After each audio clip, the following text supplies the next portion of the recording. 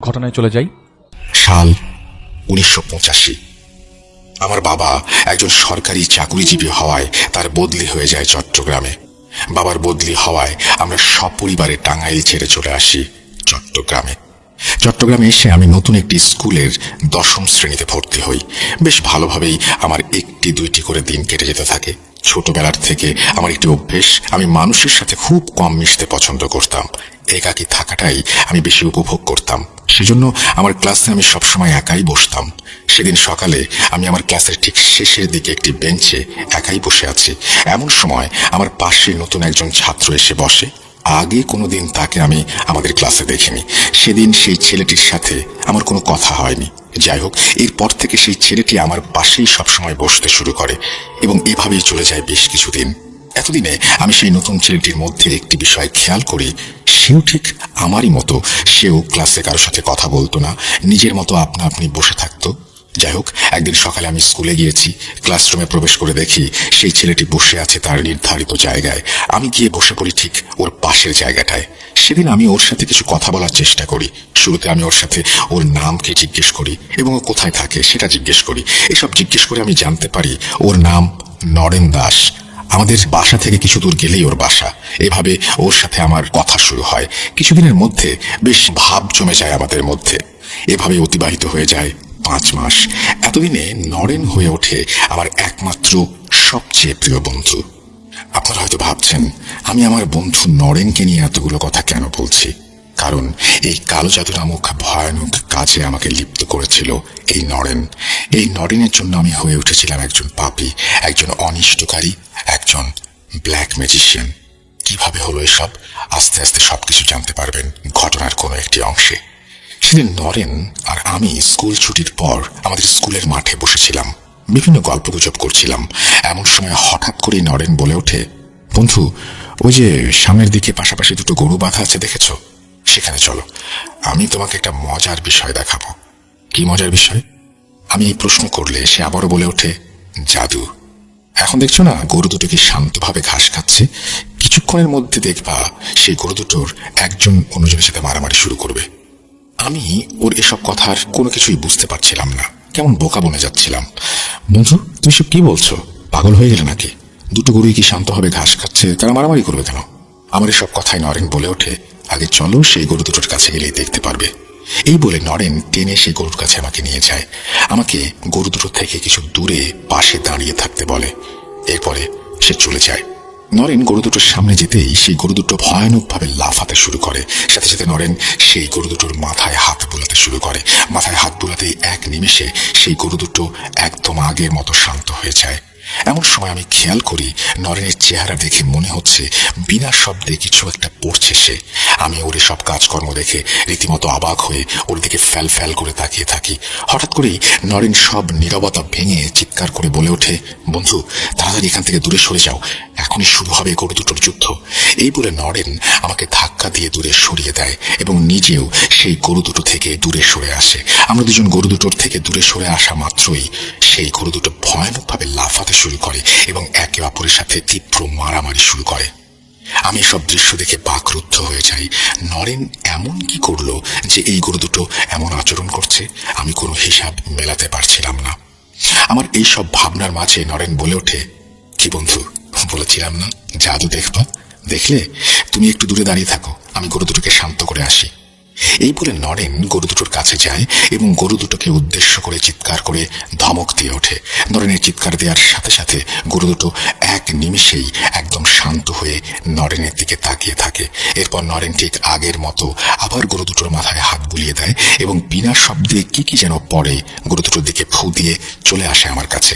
নরেন আমার কাছে চলে আসতেই সেই গরু দুটো আবারও একসাথে মাটিতে ঘাস খেতে শুরু করে, একদম শান্ত তারা। এরপর নরেন আমাকে নিয়ে চলে আসে স্কুলের একটি আম গাছের সামনে। আমি তখনও ভেবে পাচ্ছিলাম না এসব কি হলো, কিভাবে হলো। আমি নরেনকে যে কোনো প্রশ্ন করব আমি সেটাও করতে পারছিলাম না। বাকরুদ্ধের মতো শুধু মনে মনে এসব ভেবেই যাচ্ছিলাম। এমন সময় নরেন আমাকে উদ্দেশ্য করে বলল, কি ভাবছো? এটাই তো আমি কি করে করলাম এবং কিভাবে করলাম। এটাই হচ্ছে জাদু, একেই বলে বশীকরণ জাদু। চলো বন্ধু, আজ তোমাকে একজনের সাথে পরিচয় করিয়ে দেব। এই বলে নরেন আমাকে নিয়ে যায় আমাদের স্কুল থেকে 2 কিলোমিটার দূরে একটি বাড়িতে। বাড়িতে গিয়ে ঘরের দরজায় কড়া নাড়তেই ঘরের দরজা খুলে বেরিয়ে আসেন একজন মধ্যবয়স্ক ব্যক্তি। তিনি আমাদের দেখে হাসি মুখে আমাদের তার ঘরে প্রবেশ করান এবং মেঝেতে বসতে দেন। এরপর তিনি বলতে শুরু করেন, তুমি কায়কোবাদ, তাই না? আমি রমেশ দাস, নরেনের ছোট চাচা। নরেনের মুখে তোমার কথা শুনেছি, তো আজ কি মনে করে দুজন বন্ধু আমার বাড়িতে এলে? ওনার এই প্রশ্নে নরেন বলে ওঠে, চাচা, আপনার শেখানো জাদুর কিছু অংশবিশেষ আমি আজ কায়কোবাদকে দেখিয়েছি। এইটুকু দেখেই কায়কোবাদ হাঁ হয়ে গিয়েছে। ও এসবের কোনো কুল কিনারা করতে পারছে না। নরেনের মুখে এসব কথা শুনে রমেশ চাচা একগাল হেসে ওঠেন, বলেন, তাহলে এই বিষয়? হ্যাঁ, এটা কোনো বিষয় হলো? ওসব কিছুই না, ও হচ্ছে জাদু। নরেন আমার কাছ থেকে শিখেছে, জাদু দিয়ে অনেক কিছু করা যায়। কে শিখতে চাও? রমেশ চাচার সব কথা শুনে আমার মনে এই জাদুবিদ্যা শেখার আগ্রহ জন্মে যায়। আমি আর 7-5 কোনো কিছু না ভেবে রমেশ চাচাকে বলি, তাহলে চাচা, আজ থেকে আমাকেও আপনি জাদু শেখাবেন? আমি নরেনের মতো জাদু শিখতে চাই। আমার এই কথা শুনে রমেশ চাচা বলতে শুরু করেন, হ্যাঁ অবশ্যই, তোমাকে আমি জাদু শেখাবো। তবে জাদু শিখতে হলে তোমাকে অনেক কিছু ত্যাগ করতে হবে। একটা সময় গিয়ে তোমাকে অনেক বড় একটা কিছু পরীক্ষার সম্মুখীন হতে হবে। পারবে তো সবকিছু মেনে নিতে? রমেশ চাচার এসব কথা শুনে আমি কোনো কিছু না ভেবে তাকে বলে দেই, এই জাদু শিখতে হলে আমাকে যা যা করতে হবে আমি সবকিছুই করতে রাজি আছি। এই কথাটি বলার মাধ্যমে আমি আমার জীবনের এক ভয়ানক ভুল করে বসি। যাই হোক, আমার এসব কথা শুনে আবার নরেশ চাচা বলতে শুরু করেন, জাদু শিখতে হলে শুরুতেই আমি তোমাকে 4টি শর্ত দেব। সেই সব শর্তগুলো তোমাকে মেনে চলতে হবে। প্রথম শর্ত, তোমাকে তোমার ধর্ম ত্যাগ করতে হবে। দ্বিতীয় শর্ত, তোমাকে তোমার পরিবার ত্যাগ করে আমার সাথে অন্য একটি জায়গায় চলে যেতে হবে কিছুদিনের জন্য। তৃতীয় শর্ত, বিভিন্ন অমানবিক কাজে তোমাকে লিপ্ত হতে হবে। কাজগুলো থেকে পিছু হটার কোনো সুযোগ নেই। চতুর্থ শর্ত, জাদুর কাজ শিখতে গিয়ে কোনো প্রকার ভালোবাসা, ঘৃণা, মায়া, সহানুভূতি এসব কোনো অনুভূতি নিজের মধ্যে পোষণ করা যাবে না। এখন আমি আমার এই 4টি শর্তের কারণগুলো তোমাকে বলছি, খুবই ভালোভাবে শুনবে। প্রথম শর্তের কারণ, কোনো ধর্মের মধ্যে থেকে তুমি কখনোই জাদুবিদ্যায় পারদর্শী হতে পারবে না। জাদুবিদ্যার অনেক কাজ নির্দিষ্ট কোনো ধর্মের মধ্য থেকে করা সম্ভব না, এজন্য তোমাকে ধর্ম ত্যাগ করতে হবে। দ্বিতীয় শর্তের কারণ হচ্ছে, এই এলাকা থেকে জাদুবিদ্যার কাজ সাধন করা খুবই কঠিন। এই এলাকায় থাকলে আমাদের অনেক কাজে বিঘ্ন ঘটবে। যখন তুমি আমার সাথে চলে যাবে এই স্থান ছেড়ে, তখন তোমার মনে তোমার পরিবারের জন্য একটা পিছুটান কাজ করবে। এতে করে তোমার বারবার পরিবারের কাছে ফিরে যেতে মন চাইবে। এর জন্য তোমাকে তোমার পরিবার ত্যাগ করতে হবে, কঠোর হতে হবে এখানে। তৃতীয় শর্তের কারণ, জাদুবিদ্যা শিখতে হলে তোমাকে নিজেকে অনেক প্রকার অমানবিক, অস্বাভাবিক, ভয়ানক কিছু কাজে লিপ্ত হতে হবে। এই পর্যায়ে এসব কাজের মাঝে তোমার মনে হবে তুমি যা করছো তা ঠিক নয়। এসব কিছু মনে হলেও তখন কোনোভাবেই তোমার এসব কাজ করা থেকে বিরত থাকা যাবে না। কাজ থেকে পিছু হটলে তুমি জাদুবিদ্যা শিখতে পারবে না। পিছু হটলেই কঠোর শাস্তি তোমাকে ভোগ করতে হবে। চতুর্থ কারণ, জাদুর কাজ শিখতে গিয়ে তোমাকে ঘৃণিত অনেক কিছু পান বা আহার করতে হবে। এমন অনেক কাজ করতে হবে যা খুবই ভয়ানক। এই জন্যই কোনো প্রকার ভালোবাসা, ঘৃণা, মায়া, সহানুভূতি এসব পোষণ করা যাবে না। কায়কোবাদ, তুমি এখন খুব ভালোভাবে চিন্তা করে দেখো, এরপর আমাকে বলো তুমি এই 4টি শর্ত মানতে পারবে কিনা। জাদুবিদ্যা শিখতে হলে এই 4টি শর্ত তোমাকে মানতেই হবে, না হলে তুমি জাদুবিদ্যা শিখতে পারবে না। জাদুবিদ্যা শিখতে পারলে তুমি অনেক অসাধ্য সাধন করতে পারবে। শুধু আমার এই কথাটুকু মনে রেখো, এখন সিদ্ধান্ত সম্পূর্ণ তোমার। রমেশ চাচার সব কথা শুনে আমি এক মুহূর্তের জন্য বাকরুদ্ধ হয়ে যাই। এই সকল শর্তগুলো কি মেনে চলা সম্ভব? নিজের ধর্ম, নিজের পরিবার ত্যাগ করা সম্ভব? এমন সব প্রশ্নের পাহাড় গড়ে উঠতে থাকে আমার মনে, কিন্তু এই সকল প্রশ্নের উত্তর তখন আমি খুঁজিনি। শয়তান আমার পুরো মনকে গ্রাস করে নিয়েছিল। তখন জাদুবিদ্যা রপ্ত করার এক পৈশাচিক আনন্দ জেগে বসেছিল আমার পুরো অন্তরে। আর কোনো প্রকার ভাবনা চিন্তায় না গিয়ে আমি রমেশ চাচাকে জানিয়ে দিই যে আমি তার সকল শর্ত মেনে নিতে রাজি আছি। এরপর রমেশ চাচা আবার বলতে শুরু করেন, আমি জানতাম তুমি পারবে। কাল থেকে শুরু হবে তোমার জাদুবিদ্যার শিক্ষা। তোমরা দুজনে কাল স্কুলের পর চলে আসবে, আমার বাড়িতেই আসবে। হ্যাঁ, আরেকটি কথা, ভুল করেও নিজের পরিবারের কাউকে এই বিষয়টি জানাবে না। এরপর নরেন এবং আমি চলে আসি রমেশ চাচার কাছ থেকে বিদায় নিয়ে। সেদিনের সেই সিদ্ধান্তটাই ছিল আমার জীবনের সবচেয়ে বড় ভয়াবহ সিদ্ধান্ত। সেই সিদ্ধান্তটির জন্যই আজ আমার এমন অবস্থা। আমি পুরো পরিবারকে হারিয়েছি এই একটি মাত্র ভুল সিদ্ধান্তের কারণে। এই ভুল সিদ্ধান্তটি আজ আমাকে বানিয়েছে আমার নিজ পরিবারের খুনি। এই সিদ্ধান্তটি আমাকে ভোগ করাচ্ছে নারকীয় শাস্তি। যাই হোক, সেদিনটি ভালোই অতিবাহিত হয়ে যায়। তার পরের দিন থেকে শুরু হয় আমার জাদুবিদ্যার শিক্ষা। এভাবে অতিবাহিত হয়ে যায় 7টি মাস। আমি আস্তে আস্তে জাদুবিদ্যার প্রাথমিক কিছু ধাপ রপ্ত করতে পারি। এর মধ্যে একদিন রমেশ চাচা হঠাৎ করে আমাকে এবং নরেনকে উদ্দেশ্য করে বলেন, সময় এসে গেছে, আমাদের এই স্থানটি পরিবর্তন করতে হবে। আজ রাতেই আমাদের এই স্থান ত্যাগ করে চলে যেতে হবে অন্য কোথাও। তোমরা দুজন আজ রাতে চলে আসবে আমার বাড়িতে। আর একটি কথা খুবই ভালোভাবে মনে রাখবে, তোমরা কোনোভাবেই যেন নিজের পরিবারের কাছে ধরা না পড়ে যাও। কেউ যেন বিষয়টি না জানে। রমেশ চাচার কথা মতো সেদিন রাতেই আমি আর নরেন নিজেদের পরিবার ত্যাগ করে নিজেদের বাড়ির থেকে পালিয়ে চলে আসি রমেশ চাচার বাড়িতে। এরপর সেই রাতের আঁধারেই আমরা সবাই আমাদের গ্রাম ত্যাগ করে চলে আসি চট্টগ্রামের ফটিকছড়ির কাছে একটি পাহাড়ে। সেখানে পৌঁছে আমরা দেখতে পাই সেখানে আগের থেকে একটি কাঁচা ঘর নির্মাণ করা আছে। এই ঘরটি রমেশ চাচা আগে থেকে নির্মাণ করে রেখেছিলেন। যাই হোক, ফটিকছড়ির পাহাড়েই অতিবাহিত হয় আমার জীবনের 7টি বছর। এই 7 বছরের জাদুবিদ্যা শিক্ষায় আমি হয়ে উঠি একজন পাপিষ্ঠ মানুষরূপী শয়তান। অনেক ধরনের কালো জাদুর বিদ্যায় আমি হয়ে উঠি পারদর্শী। এই 7 বছরে আমি রপ্ত করি সর্পি চালান জাদু, মরণীকরণ জাদু, বশীকরণ জাদু, দৃষ্টিভ্রম জাদু, আত্মা আবদ্ধীকরণ জাদু, প্রেত সাধনা, এছাড়াও আরো অনেক কিছু। প্রিয় লিসনার্স, আমি জিয়াদ এখানে আপনাদের উদ্দেশ্যে কিছু কথা বলতে চাই। বিষয়টি হচ্ছে কায়কোবাদ ভাই তিনি কিভাবে জাদুবিদ্যার বিষয়গুলো রপ্ত করেছিলেন, এই 7 বছরে তিনি কি কাজ করেছিলেন বা কিভাবে শিখেছিলেন, তিনি আমাকে এ সকল বিষয় বিস্তারিত বলেছিলেন। তবে আমি সেই বিষয়গুলোর বর্ণনা ঘটনাটিতে দিতে পারছি না। এর পেছনে কারণ হচ্ছে এই বর্ণনায় এমন অনেক ভয়ানক এবং ঘৃণিত বিষয় রয়েছে যেগুলো আমাদের ঈমান নষ্ট করার জন্য যথেষ্ট। এবং এ সকল বিষয় শোনার মাধ্যমে আপনাদের মনের মধ্যে এই কালো জাদু নামক ভয়ানক পাপ সম্পর্কে আগ্রহ জন্ম নিতে পারে। এই সকল বিষয়গুলো শোনার মাধ্যমে যে কোনো মানুষ পথভ্রষ্ট হতে পারে। ঘটনার এই অংশটি উল্লেখ করতে না পারার জন্য আন্তরিকভাবে দুঃখিত। তো চলুন ফিরে যাওয়া যাক ঘটনায়। সাল 1993। একদিন খুব হঠাৎ করেই রমেশ চাচা আমাকে ডেকে বলেন, এখন সময় এসে গিয়েছে তোমার আমার থেকে আলাদা হওয়ার।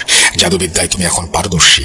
এখন তুমি চলে যাও আমার থেকে দূরে এবং তোমার বিদ্যার চর্চা করো। মনে রাখবে, জাদুবিদ্যার মাধ্যমে মানুষের উপকার সাধনে কোনো কাজ করবে না। কারণ মানুষের উপকারে যদি তুমি কাজ করো তাহলে তুমি তোমার প্রাপ্য মূল্যায়ন পাবে না এবং অর্থ উপার্জন করতে পারবে না। তুমি সর্বদাই এই জাদুবিদ্যার মাধ্যমে মানুষের ক্ষতি সাধনের কাজ করবে। তাহলেই তুমি তোমার প্রাপ্য মূল্যায়ন এবং অর্থ দুটোই উপার্জন করতে পারবে। আর আমার এবং নরেনের চিন্তা করবে না। নরেন আমার সাথেই থাকবে। ওর আমার থেকে আলাদা হওয়ার সময় এখনো আসেনি। আমার তোমাকে যদি কোনোদিন দরকার হয় ডেকে নেব। রমেশ চাচার কথা শুনে আমি প্রচন্ড কষ্ট পাই। এতগুলো বছর আমি তার সাথে কাটিয়েছি। আমি সে সময় তাকে অনেকবার বলেছি আমি দূরে কোথাও যেতে চাই না, কিন্তু সে সময় তিনি আমার একটি কথাও শোনেননি। যাই হোক, এর পরদিন রমেশ চাচা আমাকে নিয়ে রেখে আসেন ফটিকছড়ির নাজিরহাট শহরে এবং তিনি আমার থাকা খাওয়ার ব্যবস্থা করে দেন এক বন্ধুর বাড়িতে। এরপর ধীরে ধীরে সেই এলাকায় আমার নাম বিস্তার লাভ করতে থাকে।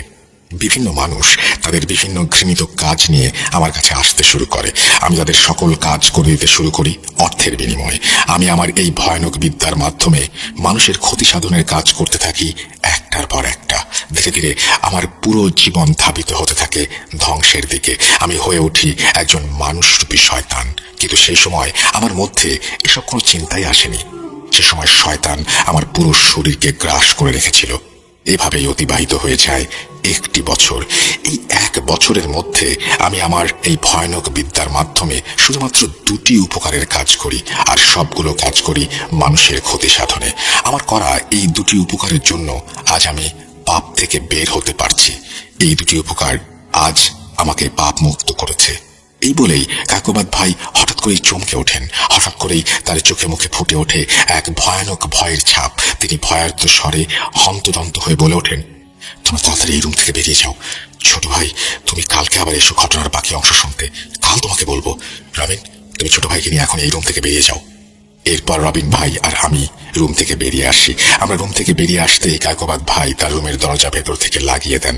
রুমের দরজা ভেতর থেকে লাগানোর সাথে সাথে রুমের ভেতর থেকে ভেসে আসতে থাকে কায়কোবাদ ভাইয়ের একের পর এক ভয়ানক চিৎকার, আর্তনাদ। সেদিন আমি পেয়েছিলাম আমার জীবনের সর্বোচ্চ ভয়। কায়কোবাদ ভাইয়ের চিৎকারের শব্দ আমার রুহ কাঁপিয়ে দিয়েছিল। এমন সময় হঠাৎ করে রবিন ভাই আমার হাত ধরে টেনে বাসার মেইন রোডে আমাকে নিয়ে আসে এবং আমাকে উদ্দেশ্য করে বলে, ভাই, আপনাকে কল করলে আপনি দয়া করে আগামীকাল আবার আসবেন, আর এখনই এখান থেকে চলে যান। আমি অত্যন্ত দুঃখিত এই সকল কিছুর জন্য। এই বলে তিনি আমাকে বিদায় দিয়ে হন্তদন্ত হয়ে বাসার মেইন ডোর লাগিয়ে দেন। হঠাৎ কি হলো আমি কিছুই বুঝতে পারছিলাম না। এরপর আমি চলে আসি সেখান থেকে আমার বাসায়। সে রাতে আমি এক ফোঁটা ঘুমোতে পারিনি। কেমন যেন এক অজানা অস্থিরতা আমার পুরো শরীরকে গ্রাস করছিল বারবার। হঠাৎ কেন কায়কোবাদ ভাইয়ের মুখে ভয়ের ছাপ ফুটে উঠল। ঘটনা বলতে বলতে হঠাৎ কেন তিনি থেমে গেলেন। তিনি কেন এভাবে রুম থেকে চিৎকার করে হাহাকার করে উঠলেন। তার এই পাপ কর্মের ফলে কিভাবে তার নিজ পরিবারের সকলকে তিনি হারালেন। তিনি কিভাবে এই কালো জাদু নামক পাপ থেকে বেরিয়ে আসলেন। বারবার আমার মন শুধু এই অজানা প্রশ্নগুলোর উত্তর খুঁজে যাচ্ছিল। যাই হোক, পরদিন সকাল 11টা নাগাদ রবিন ভাই আমাকে কল করেন এবং যত তাড়াতাড়ি সম্ভব তাদের বাসায় যেতে বলেন। এরপর আমি প্রায় 12টা নাগাদ ওনাদের বাসায় পৌঁছে যাই। ওনাদের বাসায় প্রবেশ করতেই তিনি আমাকে নিয়ে যান কায়কোবাদ ভাইয়ের রুমে। কায়কোবাদ ভাইয়ের রুমে প্রবেশ করতেই আমি যা দেখতে পাই সেটা দেখে আমি এই ঘটনা শোনার ইচ্ছাই হারিয়ে ফেলি। প্রচন্ড ভয় আমার মনে জেগে বসে। গতকাল যে মানুষটাকে মোটামুটি ভালো দেখে গেলাম, আজ সেই মানুষটার একই অবস্থা। কায়কোবাদ ভাই লুঙ্গি পরে খালি গায়ে বিছানায় শুয়ে আছেন। তার শরীর যতদূর দেখা যাচ্ছে প্রতিটি জায়গায় বড় বড় তাজা কামড়ের দাগ, বড় বড় আঁচড় তার সারা শরীর জুড়ে ছড়িয়ে পড়েছে। একই ভয়ানক অবস্থা। যাই হোক, কায়কোবাদ ভাই আমাকে দেখে শোয়া থেকে উঠে বসার চেষ্টা করেন, কিন্তু তিনি ব্যর্থ হন। এরপর তিনি শুয়ে শুয়ে বলতে শুরু করলেন, ভাই, তুমি আমার এই অবস্থা দেখে ভয় পাচ্ছ, অবাক হচ্ছ তাই না? অবাক হওয়ার কিছু নেই। এই সকল কিছু আমার পাপের ফল। আমার এই জীবনে খোদার সাথে শিরক করাটা খুবই শাস্তিযোগ্য একটা অপরাধ হয়েছে। ওরা প্রতি 13 দিন অন্তর অন্তর আসে আমার কাছে এবং আমাকে এই শাস্তিটি দিয়ে চলে যায়। ওদের আসার সময় হলে আমি বুঝতে পারি। এই জন্যই আমি গতকাল তোমাকে রুম থেকে তাড়াহুড়ো করে বের করে দেই। এখন তুমি ভাবছো ওরা কারা? বলবো সবকিছু একে একে। গতকাল কোথায় যেন শেষ করেছিলাম ঘটনাটি? ও হ্যাঁ, মনে পড়েছে। আমার করা দুটি উপকার, যার মাধ্যমে এই পাপ থেকে আমি বের হতে পেরেছিলাম। তাহলে শোনো সেই দুটি উপকারের বর্ণনা। প্রথম উপকার, সে রাতে আমি আমার একটি কাজ শেষ করে বাড়ি ফিরে আসছিলাম। এমন সময় আমি চাঁদের আলোয় দেখতে পাই রাস্তার মাঝে 4টি কালো বিড়াল একটি সাদা বিড়ালকে ভয়ানকভাবে আঘাত করছে। এ দৃশ্য দেখার সাথে সাথে আমি বুঝতে পাই সেই সাদা বিড়ালটি একটি ভালো জিন এবং তাকে আঘাত করছে যে 4টি বিড়াল তারা খারাপ জিন। সে সময় হঠাৎ করেই আমার মনে কেন জানি দয়া চলে আসে সেই সাদা বিড়ালটির জন্য। এরপর আমি 7-5 না ভেবে সেই 4টি জিনকে আমার বিদ্যার সাহায্যে বন্দী করে ফেলি সেখানে থাকা একটি গাছের সাথে। এমন অবস্থায় সাথে সাথে সেখান থেকে সেই সাদা বিড়ালটি পাশের ঝোপে লাফ দিয়ে চলে যায়। এরপর সেই 4টি জিনকে আমি বন্দী করে নিজের সাথে করে নিয়ে আসি। বাড়ি ফিরে আমি রাতের খাবার খেয়ে সাধনায় বসেছি। এমন সময় হঠাৎ করেই আমার জানালা দিয়ে প্রবেশ করে একটি সাদা ধোঁয়া। সেই ধোঁয়াটি ঘরে প্রবেশ করেই একটি মানুষের অবয়বে পরিণত হয় এবং আমাকে উদ্দেশ্য করে কথা বলতে শুরু করে। আসসালামু আলাইকুম। আপনাকে অসংখ্য ধন্যবাদ। আল্লাহ তাআলার অশেষ রহমতে আপনি আমাকে আজ রক্ষা করেছেন। আমি আপনার প্রতি কৃতজ্ঞ। আমি একজন বীর জিন। আমার নাম মেহলান তেফাতাজ। আমার কাজ বিভিন্ন তথ্য সংগ্রহ করা। আমি আজকে একটি কাফির জিন জাতির সম্পর্কে তথ্য সংগ্রহ করতে গিয়েছিলাম। তাদের এলাকায় প্রবেশ করতেই তারা আমাকে ধরে ফেলে এবং অত্যাচার করতে শুরু করে। এর মধ্যে আপনি সেখানে আসলেন। আল্লাহ তাআলার রহমতে এবং আপনার উসিলায় আজ আমি বেঁচে ফিরলাম। আপনার যদি আমাকে কোনোদিন প্রয়োজন হয় তাহলে আমাকে ডাকবেন। আমি আপনার সাহায্য করার চেষ্টা করব। আর আপনাকে আমি একটি কথাই বলতে চাই, আপনি আপনার এই বিদ্যা মানুষের ক্ষতি সাধনের কাজে না লাগিয়ে মানুষের উপকারের কাজে লাগানোর চেষ্টা করবেন, তাতেই আপনার মঙ্গল হবে। এই বলে সেই জিনটি আবার সাদা ধোয়ার মতো মিলিয়ে গেল। দ্বিতীয় উপকার, সময়টা বিকেলের দিকে। আমি সেদিন ঘরে শুয়েছিলাম। হঠাৎ করে আমি শুনতে পাই আমার ঘরের বাইরে থেকে কে যেন আমাকে ডাকছে। ডাক শুনতে পেয়ে আমি ঘর থেকে বাইরে বের হয়ে এসে দেখি একজন যুবক দাঁড়িয়ে আছে।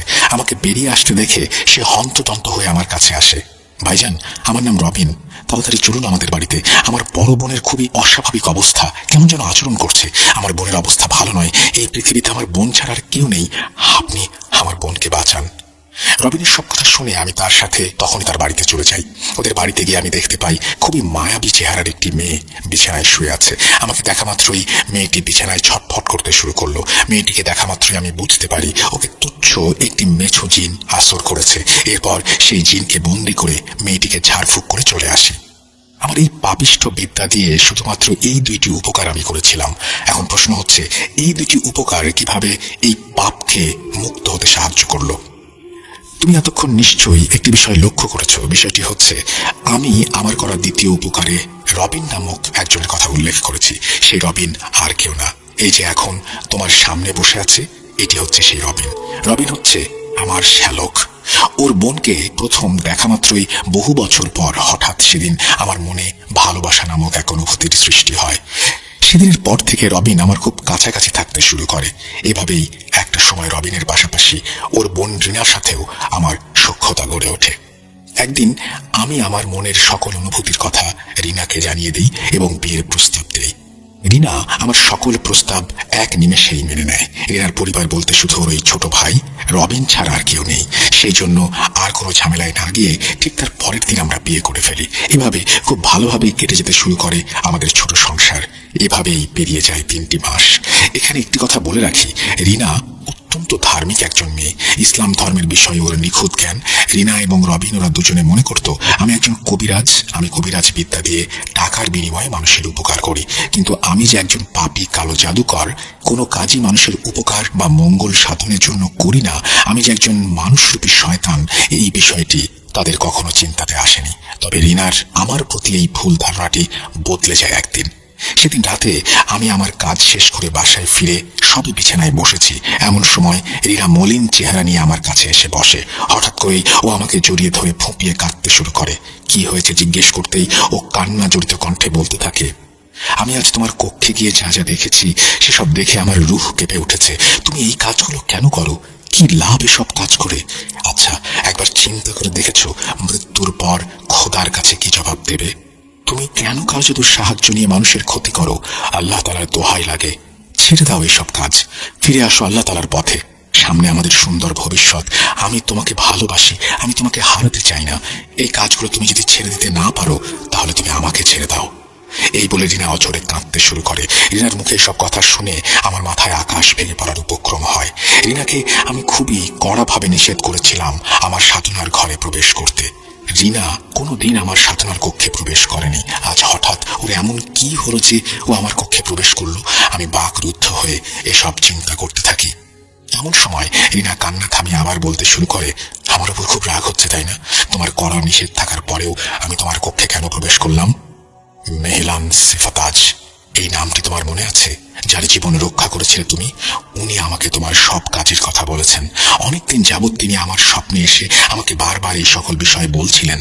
বিষয়টি নিছক স্বপ্ন ভেবে বারবার আমি ভুলে গিয়েছি, কিন্তু আজকে তিনি নিজে সশরীরে আমার সামনে হাজির হয়ে এই সকল বিষয় আমাকে জানিয়েছেন এবং তোমার কক্ষে গিয়ে এসব কিছুর প্রমাণ নিজ চোখে দেখে আসতে বলেছেন। তুমি আমার বা ওনার ওপর রাগ করো না। যেটা করে আসছো এর পরিণতি খুবই খারাপ। আমার জন্য, আমাদের সুন্দর ভবিষ্যতের জন্য, আমাদের ভালোবাসার জন্য এই পাপ থেকে তুমি নিজেকে মুক্ত করো। কি পারবে না? এরপর রিনা আমাকে এই পাপ সম্পর্কে অনেকগুলো হাদিস বলতে শুরু করে। আমি বাকরুদ্ধ হয়ে ওর প্রতিটি কথা মনোযোগ দিয়ে শুনতে থাকি। সে রাতে হয়তো আল্লাহ তাআলার রহমত আমার উপর বর্ষিত হয়েছিল। রিনার বলা হাদিস শুনে আমার রুহ কেঁপে উঠেছিল। খোদার ভয়, পরকালের ভয় আমার পুরো অন্তরকে গ্রাস করছিল। সে রাতে আমি মনস্থির করি এই সকল পাপ কাজ থেকে আমি নিজেকে চিরতরে সরিয়ে নেব। রিনাকে সে রাতে আমি প্রতিশ্রুতি দেই এই পাপ কাজ আমি ছেড়ে দেব। হ্যাঁ, ঠিক তার পরদিন এসব পাপ কাজ আমি ঠিকই ছেড়ে দিই চিরতরে। তবে এসব পাপ কাজ ছেড়ে দেবার আগে একটি কাজ আমি করি। সেই একটি কাজ আমার পুরো পরিবারকে ঘিরে নেয়। সেই একটি কাজের জন্যই আজ আমাকে এমন শাস্তি ভোগ করতে হচ্ছে। আফসোস হয় আমার এখনো, সেদিন যদি আমি রিনার কথা শুনতাম তাহলে হয়তো আমার পুরো পরিবার আমার কাছে থাকতো। পরদিন সকালে আমি ঘুম থেকে উঠে সবে সকালের খাবার খেয়েছি। এমন সময় খুব হঠাৎ করেই আমার বাড়িতে এসে হাজির হন আমার গুরু রমেশ চাচা। ওর নাম মনে পড়লে এখন আমার ঘৃণা হয়। যাই হোক, আমার বাড়িতে এসেই তিনি আমাকে উদ্দেশ্য করে বলতে শুরু করেন, বাবা কায়কোবাদ, ভুলে গেলি তোর গুরুকে? শুনলাম বিয়ে করেছিস, আমাকে একবার খবরও তো দিলি না। তোর তো এখন আমাকে আর দরকার পড়ে না রে বাবা, কিন্তু আজ আমার খুবই দরকার তোকে। বাবা, আমার একটি কাজ আজ তোকে করে দিতে হবে। তার এসব কথার প্রতি উত্তরে আমি বলে উঠি, চাচা, খুব হঠাৎ করে বিয়ের কাজটা সেরে ফেলেছি, তাই আপনাকে খবর দেওয়া হয়নি। কি কাজ করতে হবে? তবে চাচা, আমি গতকাল রাতে একটি সিদ্ধান্ত নিয়েছি, সেটি হচ্ছে এই কালো জাদু চিরতরে বাদ দিয়ে দেব। আমার কথা শুনে তিনি দেখলাম খুব একটা অবাক হলেন না। যাই হোক, এরপর তিনি আমার কথার উত্তরে বললেন, আমার জীবনের সবচেয়ে গুরুত্বপূর্ণ কাজ করতে গিয়ে আমি আটকে গিয়েছি। বাবা, আমি তো তোর গুরু, গুরুর কথা রাখবি না? আমার এই শেষ কাজটি করে তুই কালো জাদুর কাজটি চিরতরে বাদ দে। আমি তোকে বাধা দেব না। আমি তোকে একটি কবরস্থানের ঠিকানা দিচ্ছি।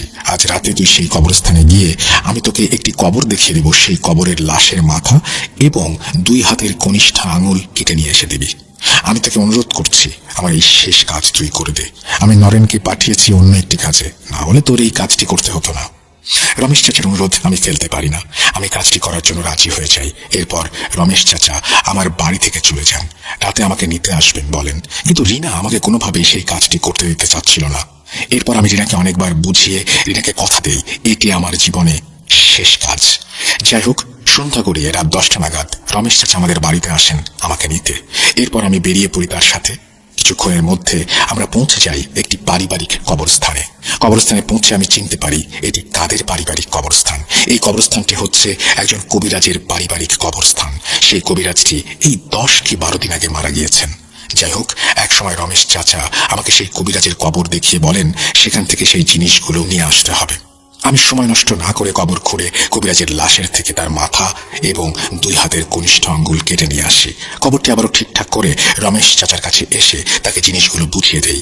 এরপর রমেশ চাচার থেকে আমি বিদায় নিয়ে চলে আসি বাসায়। ওই রাতের পর আমি এই পাপ কাজ চিরকালের জন্য ছেড়ে দেই। পরের দিন শুক্রবার আমি কালেমা পড়ে দিনের পথ ইসলামে ফিরে আসি। এর কিছুদিন পর আমি আমার পরিবারের সাথে যোগাযোগ করতে সক্ষম হই। এরপর এই এলাকা ছেড়ে রিনা এবং রবিনকে নিয়ে চলে যাই আমার পরিবারের কাছে টাঙ্গাইলে। ধীরে ধীরে আমার জীবন খুবই আনন্দে কাটতে থাকে। আমি বড় একটি মুদিখানার দোকান দেই। খুব ভালো আয় রোজগার শুরু হয়ে যায়। এক কথায় পরিবার নিয়ে খুব আনন্দের সময় কাটছিল আমার। এভাবেই দেখতে দেখতে কেটে যায় প্রায় 2টি বছর। আমি ধীরে ধীরে ভুলে যাই আমার সেই পাপী বিদ্যা। আমি ভুলে যাই আমার সেই পাপের জীবন। আমি উপভোগ করতে থাকি শুধু আমার এই আনন্দের জীবন। একদিন সকালে আমার এই আনন্দ সব এক নিমেষে মিশে যায়। সেই সকালে আমার ঘুম ভাঙে রবিনের চিৎকারে। ঘুম ভেঙে যেতেই আমি দেখি রবিন আমার পাশে দাঁড়িয়ে চিৎকার করে কেঁদে চলেছে। কি হয়েছে জিজ্ঞেস করতেই রবিন কান্না জড়িত কণ্ঠে বলে ওঠে, ভাই, কি হলো আমাদের বাসায়? কেউ বেঁচে নেই ভাই, কেউ বেঁচে নেই। ওই যে ওইখানে আপু। এই বলে রবিন ফুঁপিয়ে ফুঁপিয়ে কাঁদতে শুরু করে। ওর এসব কথা শুনে ওর হাতের ইশারা মোতাবেক আমি ছুটে যাই ডাইনিং রুমের দিকে। রুমে প্রবেশ করতেই আমি দেখি রিনার নিথর দেহ মেঝেতে পড়ে আছে। ওর মুখ দিয়ে রক্ত গড়িয়ে পড়ছে। এই দৃশ্য দেখা মাত্রই আমি ছুটে যাই আমার বাবা মার ঘরে। বাবা মার ঘরে প্রবেশ করা মাত্রই আমি দেখি মা বাবার নিথর দেহ পড়ে আছে বিছানায়। তাদের দুজনের মুখ দিয়েও রক্ত গড়িয়ে পুরো বিছানা মাখামাখি। এক নিমেষেই আমার পুরো পৃথিবী আনন্দ শেষ হয়ে যায়। আমার জীবনে নেমে আসে অন্ধকার। আমার পরিবারের সকলকে হারিয়ে আমি হয়ে যাই এতিম। আমি কিছুই বুঝে উঠতে পারছিলাম না কেন এমন হলো। হঠাৎ কিছুক্ষণ পর বাসায় পুলিশ এসে আমার মা বাবা এবং আমার রিনাকে নিয়ে যায়। পোস্টমর্টম করে জানতে পারে তাদের শরীরের প্রতিটি গুরুত্বপূর্ণ অর্গান পচে সেখানে পোকা হয়ে গেছে। এসব শুনে আমি বুঝতে পারি আমার করা কোনো এক পাপ কাজের শাস্তি হিসেবে আমার পুরো পরিবার আমি হারিয়ে ফেলেছি। এমন অস্বাভাবিক অবস্থা দেখে পুলিশ কোনো তদন্ত না করে লাশ আমাকে হস্তান্তর করে। আমার পরিবার হারিয়ে আমি হয়ে যাই একদম একা। আমার কাছের মানুষ বলতে শুধু রবিন। হঠাৎ এমন কেন হলো এর কারণ আমি খুঁজে বের করতে চাই না, কারণ এসব কারণ খুঁজতে গেলে আমাকে আবার জড়াতে হবে সেই পাপে। এভাবে অতিবাহিত হয়ে যায় প্রায় 2 বছর। 2 বছর পর রাতে আমি আমার ঘরে ঘুমিয়ে আছি। এমন সময় হঠাৎ আমার গলায় প্রচন্ড চাপ অনুভব করি। সাথে সাথে আমার চোখ খুলে যায়। চোখ খুলতে আমি দেখতে পাই অনেকগুলো কালো ছায়া আমার সামনে দাঁড়িয়ে আছে। হঠাৎ করে সেই ছায়াগুলো আমার ওপর ঝাঁপিয়ে পড়ে এবং আমি অনুভব করতে শুরু করি আমার পুরো শরীরে কামড়ের তীব্র যন্ত্রণা।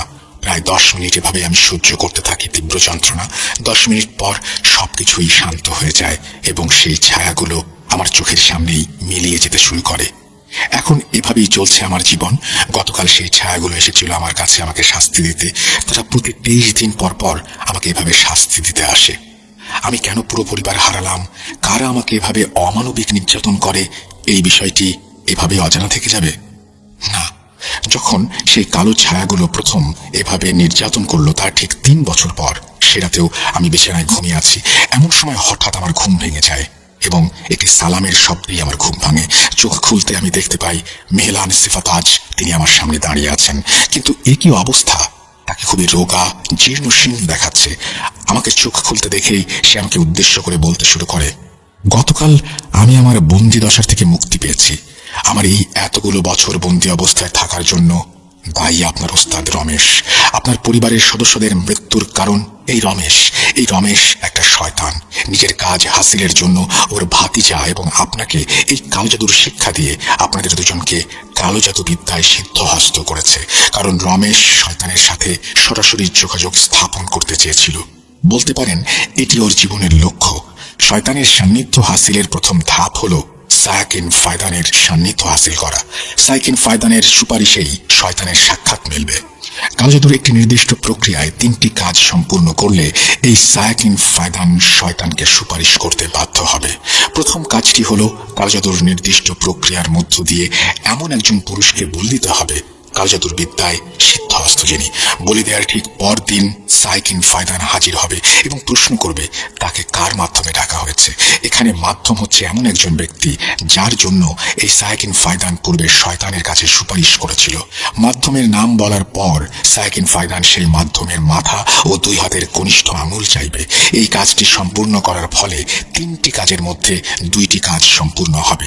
এই 2টি কাজ সম্পূর্ণ হলে তৃতীয় এবং শেষ কাজটি করতে হবে, যেটি হচ্ছে কালো জাদুর নির্দিষ্ট প্রক্রিয়ায় জাদুবিদ্যায় সিদ্ধহস্ত আরেকজন পুরুষকে বলি দেয়া। এই রমেশ আপনার ওপর সবসময় জিন দিয়ে নজর রেখেছে। সেটাতেই ও জেনে যায় যে আপনি এই পাপ কাজ ছেড়ে দেওয়ার সিদ্ধান্ত নিয়েছেন। এই জন্যই রমেশ ওই রাতেই ওপরের এই 3টি কাজের একটি সম্পূর্ণ করে এবং ওর ভাতিজা নরেনকে বলি দেয়।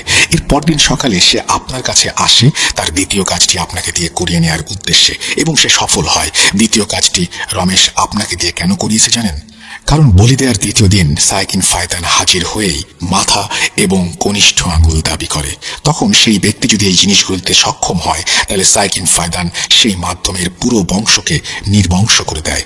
আপনি যার মাথা এবং 2 হাতের কনিষ্ঠ আঙুল কেটে এনে রমেশকে দিয়েছেন, সেই কবিরাজ খুব ভালোভাবে জানতো কেউ না কেউ তার শরীরের অংশ নিতে সক্ষম হবেই।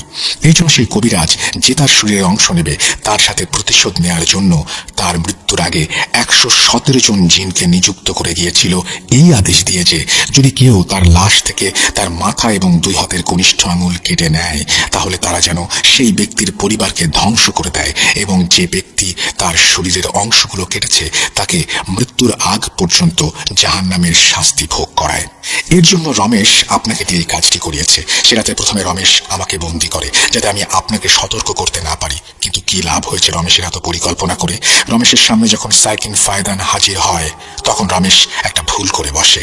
সে সেই সায়াকিন ফায়দানকে বন্দি করার চেষ্টা করে। এর ফলে ওকে গ্রহণ করতে হয় মৃত্যু। আজ ওর জন্য আপনি ভোগ করছেন এতটা কষ্ট। আল্লাহ তাআলা আপনাকে মাফ করুন। এই বলে সিফাতাজ আমার কাছ থেকে বিদায় নিয়ে চলে যান। এই হলো আমার এই পাপ কাজের কঠিন পরিণতি। এই কালো জাদু এটি কারো উপকারে আসেনি। এই পাপ আমার কেড়ে নিয়েছে সবকিছু। আপনারা কেউ যদি এই পাপের সাথে জড়িয়ে থাকেন তাহলে ফিরে আসুন। হাত জোর করে আমি বলছি, আমার জীবনের কাহিনী শুনে শিক্ষা নেয়ার চেষ্টা করুন। এই বলে কায়কোবাদ ভাই তার জীবনের করুণ কাহিনী শেষ করেন। প্রিয় লিসেনার্স, শুরুতে আমি বলেছিলাম কায়কোবাদ ভাইয়ের 2টি কথা মনে রাখতে। একটি কথা আমি এর জন্য বলেছিলাম কায়কোবাদ ভাই এই পৃথিবীতে আর নেই।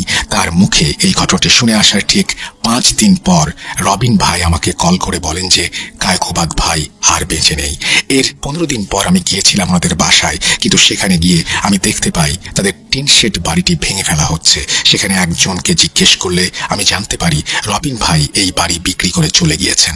অনেকবার আমি রবিন ভাইয়ের সাথে যোগাযোগ করার চেষ্টা করেছি, কিন্তু তার নাম্বারটি আমি আর খোলা পাইনি।